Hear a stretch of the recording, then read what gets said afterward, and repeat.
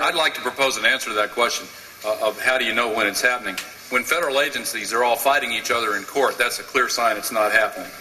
When they're all around the same table with the people in the region, that's a sign that it may be starting. Jerry, do you want to answer that? Yeah, I just wanted to make a very simplistic response to your question. The Sustainable Forestry Roundtable, which was a process in the state of Washington, gave a very clear direction in terms of the ecosystems that were at risk.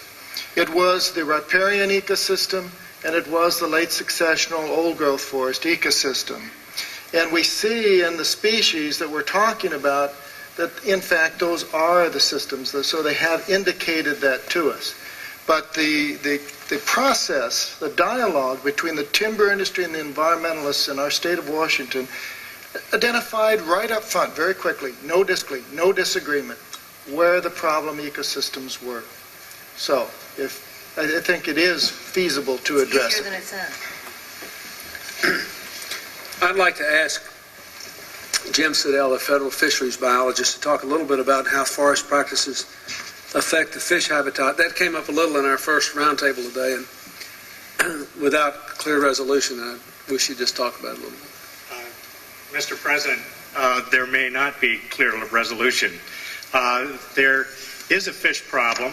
There's no question about that. And indeed, in this chart before you is a list that came out in 1991 by the Endangered Species Committee of American Fisheries Society, which have put on a map with federal lands also, indicating the extent throughout the Northwest of the problem with declining fish runs.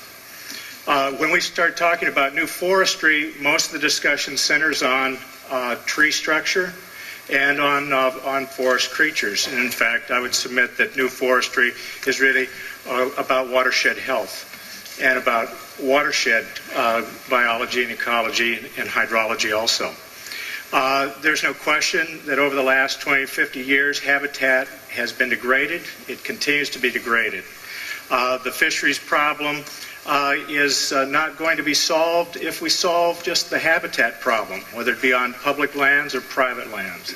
The fisheries problem is a very complex of hatcheries, ocean conditions, harvest management, in many cases hydro and irrigation and agriculture instances.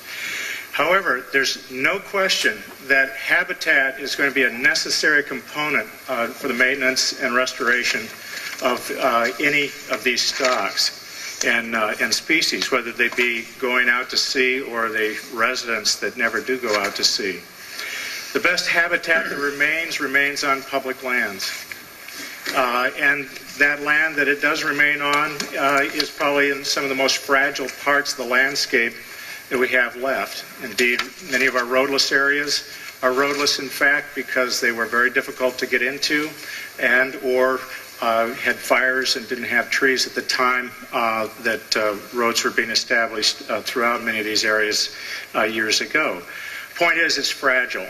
And when we start to talk about getting a lot of the volume from thinning, when we talk about working in many of these areas, the light touch from a watershed perspective is going to be essential. The protection of the best habitat of what we have left is going to be crucial to anchor any maintenance and recovery of these stocks.